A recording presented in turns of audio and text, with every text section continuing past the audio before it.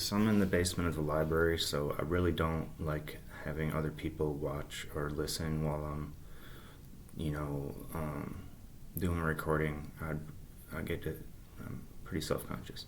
But anyway, I'm way better at writing and organizing my thoughts that way, but um, I wanted to try to condense things a little quicker. So um, it's a little bit of thinking and um, you know, I've dealt with a lot of discrimination, and I think that's kind of the nature of America, where if you have a certain type of personality that questions mainstream norms and the way things work, if you're pro peace and if you have integrity, like the lack of integrity will kind of surface in a lot of the political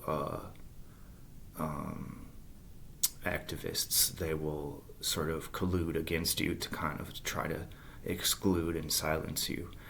Just like Chomsky never gets interviewed on any mainstream media organization, especially NPR. They say they will never interview him. And these so-called libertarians that are right-wing people, Penn and Teller, like Penn Jillette said, the source of the diversity scam in universities are people like Chomsky, and they kind of,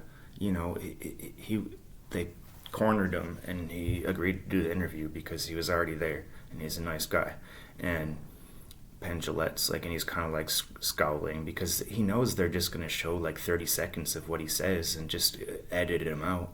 So they're like, so what do you think of indoctrination? He's like, yeah, well, maybe 10% of college students are indoctrinated. It's probably a lot higher because conformity is so big, but that's not the point. The point is that, the equality is impossible to get unless you're in a position, unless you don't get to sue for discrimination unless you're already in a position of prestige and power and money. Like, my family wouldn't help me out when I was jailed on innocent charges.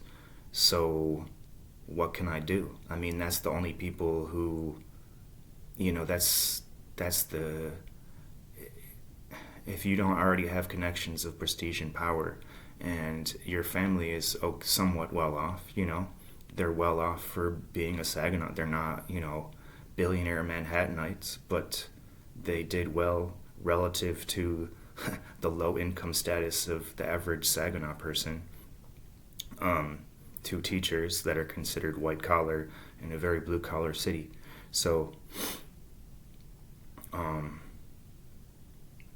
and the people, and when I come to the people in power and say, look, these are the facts. It's clear that I'm being discriminated against. It's clear that I'm innocent.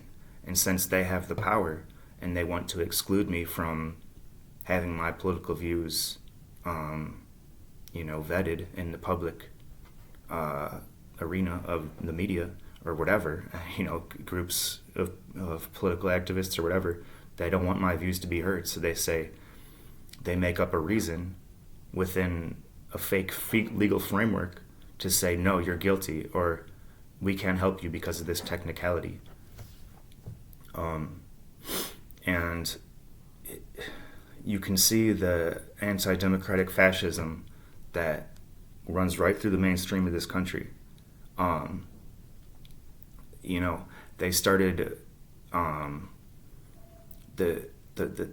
when I read this book, Legalizing Misandry from Quebec, it's been completely censored in almost every library in this country because it threatens the fascist power structure of money in this country.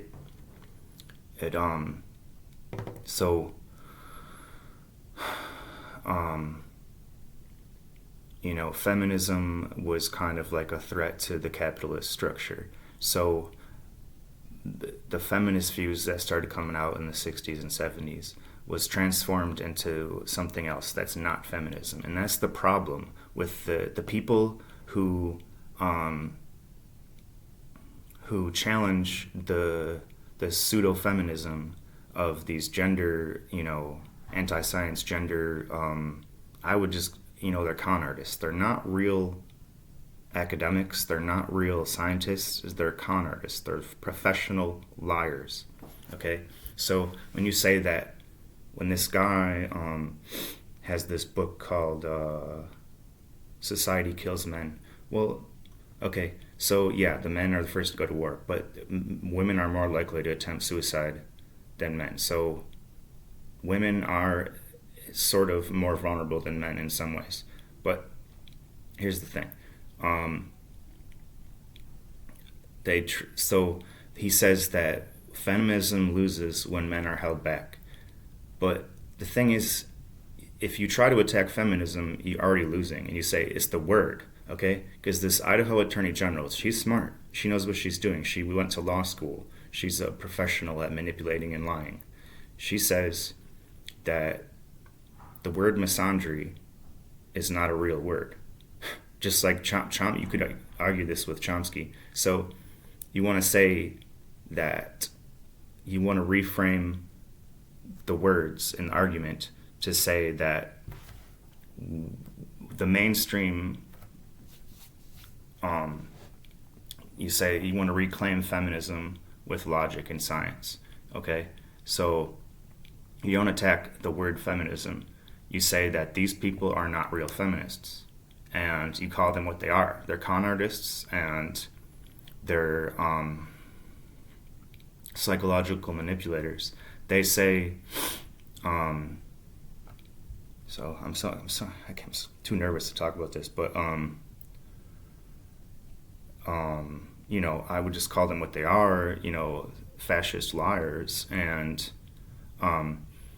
you can see the anti-democratic way that things are working when women started getting into positions of power, and then they could try to consolidate that power through any means necessary, just like the right-wing Republicans that are gerrymandering. These women are gerrymandering men in general by taking away their rights and demonizing all men. It's like, just by being a man, you are already a suspect.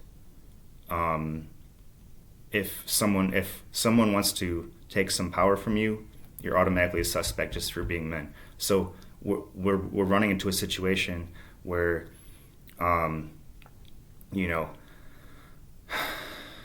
we're basically like China, where China has an ideological thing where they want to be communists that are anti-war, and by protecting their national empire, they try to make their economy as strong as possible by using prison labor and slave labor and low-wage labor and stuff. But they say that this is good for the collective. Whereas in the United States, when women get power, they try to keep that power through any means necessary by doing injustice towards men.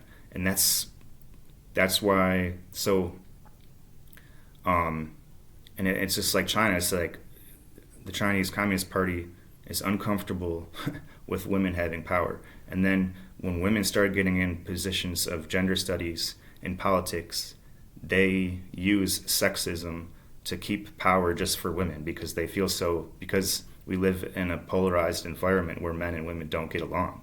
So it's like blacks versus whites and men versus women. And it's just like this divide and conquer type of thing. It's a really bad situation where, so women are only like 15-20% in politics, and they want to get into politics by any means necessary, using all kinds of fascistic, unjust lies. And in Europe, it's like 50-50, and these people aren't fighting each other based on lies and fascism and, pseudo-legal and all this stuff. So, I mean, this radical gender theory that's just stupid doesn't really exist. It's an American phenomenon that it's like fashion. It's a fashion statement. It's like, I'm a radical gender theorist and heterophobic and all this crazy shit that just, it makes conservatives look normal when the conservatives are such a threat to, they're pro death penalty.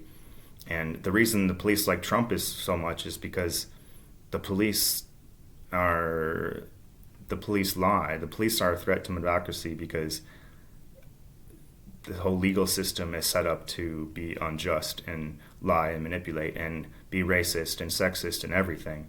So